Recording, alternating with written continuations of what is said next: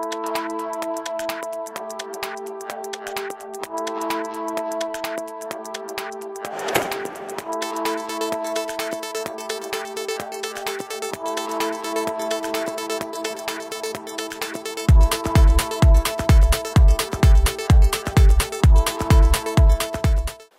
I'm Simon Mitchell. I'm the founder of Photo Enterprise, and I'm with Rebecca Litchfield, the photographer, who has been a fashion photographer and a fine art photographer, author and visual storyteller.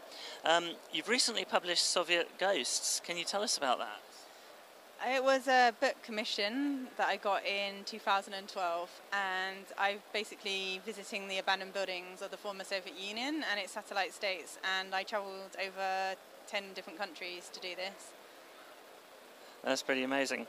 And how do you go about finding your photo shoot locations, especially where they are in foreign lands? It takes a lot of research to find the abandoned buildings, as we try to keep them as secret as possible due to people going in and vandalising them. So it does take a lot of kind of researching on Google and asking people that have previously been. But there's a big degree of kind of trust in our kind of group of friends when we kind of share the locations. Fantastic. Okay. And are there any dangers involved with the abandoned buildings that you go in? Well, obviously abandoned buildings are very dangerous places to be. There's like a lot of decay, and the floorboards can be rotten, and you have to be very, very careful when you're like walking around them. Have you had any accidents, or is it usually okay? I mean, I'm forever coming home with cuts and bruises from climbing in windows and going over fences, but luckily none of my friends have had any bad accidents. Good. We all just kind of look after each other, and no one's been hurt. It's a good teamwork, yeah. Excellent. So you've been to some amazing places, including Iceland recently. Do you have any favourites that stand out? Oh, that's really hard. I've been to over 400 different abandoned buildings now. Yeah, I mean, there's a handful that will always stay in my memory as being like the most epic and amazing. I think the cover for my book, it's an abandoned Soviet monument in Bulgaria, and you had to climb up a mountain, and it was all covered in snow and mist when we went. Just having it kind of reveal itself with like 5 meters like to go, and just seeing it for the first time and walking into that arena, and it just took my breath away. Just places like that are just amazing. Also, there's like an abandoned Victorian house with all the objects still remaining, and just the stories that has, and being able to wander around that and see it, it's just incredible. Fantastic. Of course, Iceland was absolutely amazing as well. It's such an otherworldly place, and it's just beautiful. It's hard to kind of capture that in a photo.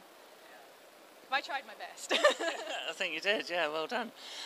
You say you do a lot of planning. Does that mean that you visit the abandoned building first as well in your planning, or is that not possible sometimes? The abandoned buildings? Well, if it's like a model photo shoot, I mean, it started for me as location hunting for model abandoned building shoots. And I'd always go check out the buildings first to make sure they weren't too dangerous, or that you could actually get in, because there's a lot of planning that goes into these shoots.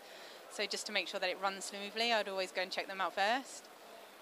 But yeah, then my work kind of took over, just taking photos of the abandoned buildings, and then it became less about models. But I still do lots and lots of model photography in abandoned buildings. It's a great combination. So what advice would you give for people inspired by your photography? I'd just say you just have to think of projects that stand out and are different, because people are doing the same things over and over again. You just have to think of something really unique that nobody's done before to be able to get opportunities to just do these things, like have book deals and go to these places. Fantastic. Okay, and can you talk about combining the people photography and your urban exploration? Explain. Well, the combination where what gave you the idea of combine? I think you probably already answered it, but just combining the people photography as a fashion photographer initially, and then the urban exploration that has come into it. Yeah, well, I was a fashion photographer, and it did start off as finding locations to shoot models in, but my work style is very much like the beauty found in the decay and the darkness. So I find that by adding this kind of extra element of like a human person inside the buildings, it gives a new kind of story and narrative, and a lot more emotional to the viewer to be able to see this kind of thing and just build up stories inside their heads. Fantastic. And where are you currently selling your large prints, and what size are they? I'm doing 3 sizes, so there's a small one, a medium one and a large one, and my agent in New York sells these for me. My biggest print at the moment is 60 by 40.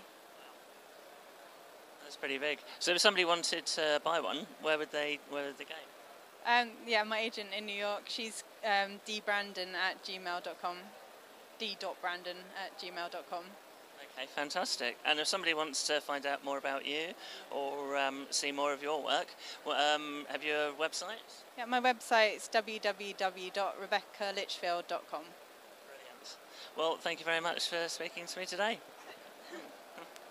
Thanks.